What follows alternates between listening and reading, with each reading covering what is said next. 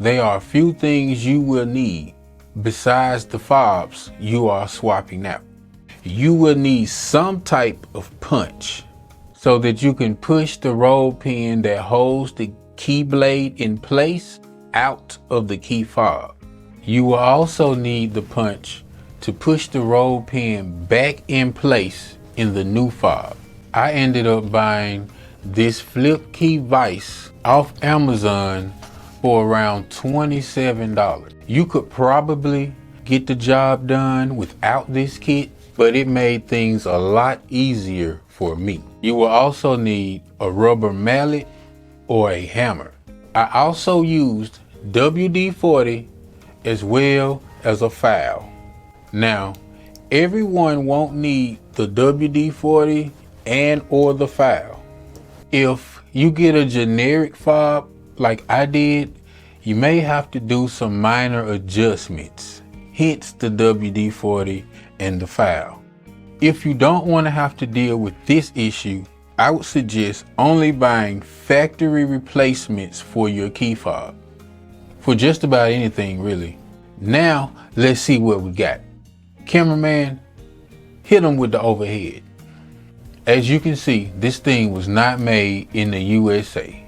It was actually made in China. I came across several kits that look very similar to this one. Link will be in the description. I don't know if they were all made in the same factory or not, but this one seems to be made of pretty good quality. Link will be in the description. First, we have to remove the roll pin from the old key fob so that we can release the key blade from the fob. Place the key fob in the tray of the vise and tighten it down. Then use one of the provided punches and a hammer or a mallet to remove the roll pin from the key fob. This could take a few seconds or it could take a few minutes. Just make sure you are using a small enough punch to fit through the hole that houses the roll pin. Don't lose the roll pin. You may very well need this later. Next, repeat the same process with the new key fob, removing the roll pin and releasing the key blade. Special note, in order to program your new key fob, you will need a key and fob that are already programmed. If you don't have a spare key, you will need to program the new key fob after releasing the key blades from the key fobs, but before attaching the old key blade to the new key fob.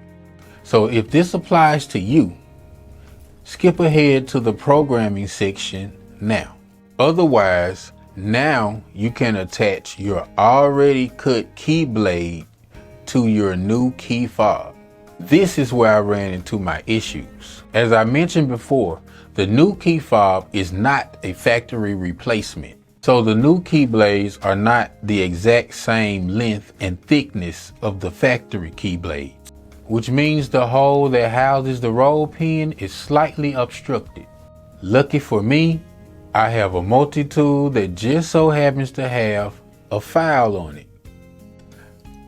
I took some time to take some of the material off the back end of the key blade, as well as some of the material around the area where the hole will be. Once the hole lines up well and or is no longer obstructed, I spray a tiny amount of WD-40 down the hole. We should now be able to tap the roll pin into the hole using a hammer or a rubber mallet.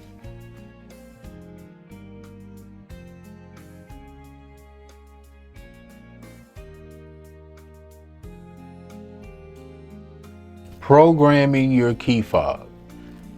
To program the new fob, we use a already programmed key and fob to turn the car's ignition to the on position. Do not start the car. Leave the key in the on position for at least 5 seconds. Remove the key, and within 5 seconds, replace the key with the new key fob and turn the car to the on position. Wait about 5 seconds and your new key fob should be programmed.